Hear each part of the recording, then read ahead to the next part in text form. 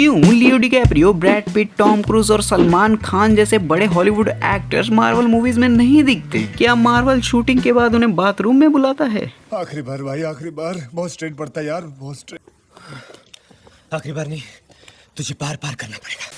तो मैं भी तुम्हारी तरह यही सोच रहा था कि आज तक कोई लियो जैसा एक्टर मार्वल मूवीज में क्यों नहीं दिखा क्या रूमर्स तक नहीं आए कि लियो को किसी रोल में कास्ट किया जा सकता है। अब ऐसा भी नहीं है कि मार्वल के पास पैसे नहीं है इन्हें कास्ट करने के लिए। अरे जब द मार्वल जैसी मूवीज पे 300 मिलियन मूद सकते हैं, मुझे आज भी समझ नहीं आया कि इतना पैसा इन लोगों ने लगाया कहाँ इस मूवी में। किसी ने सही कहा है, औरतें घर बना भी सकती हैं और स्टूडियो डुबा भी सकती हैं।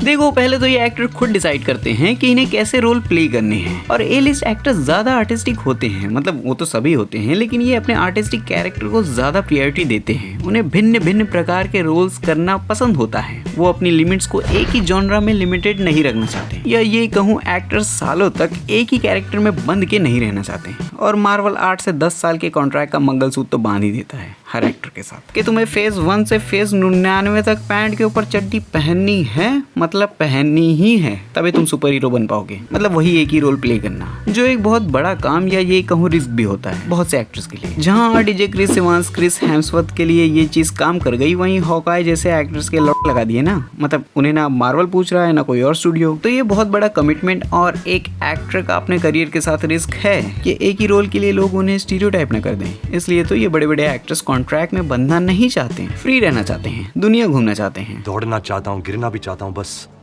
रुकना नहीं चाहता।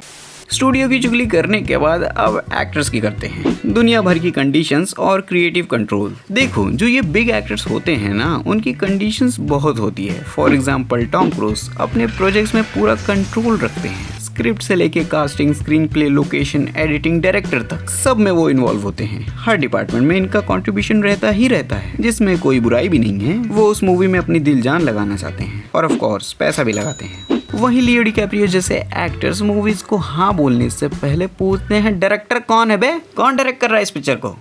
अगर डायरेक्टर विजनरी नहीं है या प्रोजेक्ट ज्यादा कमर्शियली लगता है तो वो रिजेक्ट कर देते हैं। लियो हमेशा ऐसा कैरेक्टर लेना पसंद करते हैं जो साइकोलॉजिकली एक डेप्थ, कॉम्प्लेक्सिटी और एक मीनिंग रखता हो। For example Shutter Island, Inception, Wolf of the Wall Street. In simple Leo साधारण ब्लैक एंड व्हाइट कैरेक्टर नहीं बल्कि ग्रे कैरेक्टर से अट्रैक्ट ज्यादा होते हैं। इसलिए वो एक साल में बहुत कम मूवीज करते हैं, कभी कभी तो 2-3 साल के लिए गायब हो जाते हैं। आमिर खान के पड़ोसी हैं क्या? उनकी कंडीशन होती है कि मूवीज उनके टाइम और एफर्ट्स को वर्थ इट हो, वरना वो वेट करना ज्यादा पसंद करेंगे। इसलिए तो लियो ने बहुत से रोल्स रिजेक्ट कर दिए। 1995 से रॉबिन, 2002 से स्पाइडरमैन और बैटमैन बिगिन से ब्रूस वेन का कैरेक्टर। वाह, अपने ही पैरों पे कुल्हाड़ी।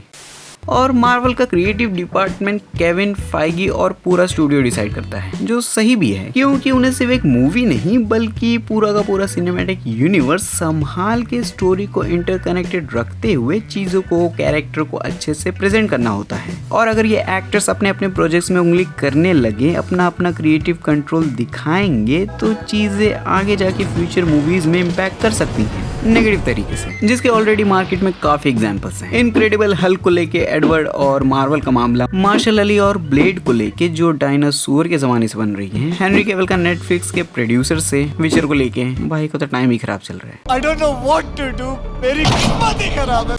ऐसे बहुत से एग्जांपल्स हैं मार्केट में जहां क्रिएटिव डिफरेंसेस आने से चीजें बिगड़ जाती हैं। तो कहीं ना कहीं स्टूडियो ये क्लैश के झंझट में नहीं फंसना चाहता, जो एक हद तक ठीक है, क्योंकि जो ये स्टूडियोज के हेड होते हैं केविन फाइगी, जेम्स गन, कुछ प्लानिंग और विजन लेके मैदान में उतरे होते हैं। उन्हें भी नहीं अच्छा लगेगा कि उनके सालों की मेहनत पे कोई बीच में आके उंगली क्या पूरा का पूरा हाथ मुंडी घुसाए। और एक वजह ये भी है कि बड़ा फेस ना लेने का, क्योंकि स्टूडियो फ्रेश फेस से स्टार्ट करना चाहता है ताकि वो उस सुपर हीरो को दिखाए, ना कि एक्टर को। जो एक्टर कैरेक्टर को प्ले करे उसमें पूरी तरीके से ढल जाए और उस सुपर हीरो को वो अच्छे से डेवलप कर सके, और ऑडियंस उस सुपर हीरो को देखे ना कि उस एक्टर को। तभी वो स्टोरी में अच्छे से इंटीग्रेट हो पाएगा। जैसे कि Chris Evans as a Captain America, RDJ as Iron Man, Henry Cavill as Superman, Robert Pattinson as Batman और भाई एज अ F1 ड्राइवर।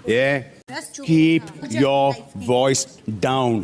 और देख रहा हूँ बेयरली सुपर के शुभचिंतक काफी दिख रहे हैं मुझे। तो मेरे ढोलकपुर के चिंतामणि, तुम्हें चिंता करने की जरूरत नहीं है। जान पहचान चर्चा वार्तालाप बेयरली सुपर से हो चुकी है मेरी। तुमसे पहले ही उसने मेरा कंटेंट देख रखा है। तो फालतू की हेट फैलाना बंद करो, पढ़ाई लिखाई करो, IAS वाईएस बनो। नहीं, तुम्हारी गाड़ में चलूं ना।